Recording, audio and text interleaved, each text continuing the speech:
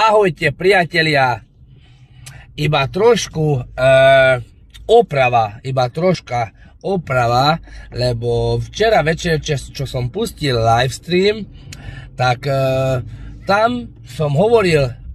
nejaké veci a totálne zle pochopili to novinári, podľa mňa, určite novinári, lebo také blbosti nikto nevie písať, iba novinár. Že ja žiadny Clash of Stars neidem boxovať a určite tam nebudem mať žiadny zápas, ani boxerský zápas, aby ste v tom boli istí, že to je pičovina a to som ani nehovoril nikdy, že ja idem do Clash of Stars a že ja tam budem boxovať alebo hoci čo, tak aby ste to vedeli, že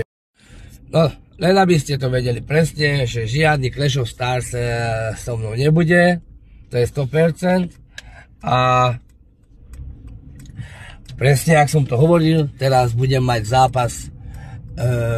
v Moskve, tak teraz sústredím sa na to jednoznačne a potom uvidíme, že čo budeme robiť ďalej.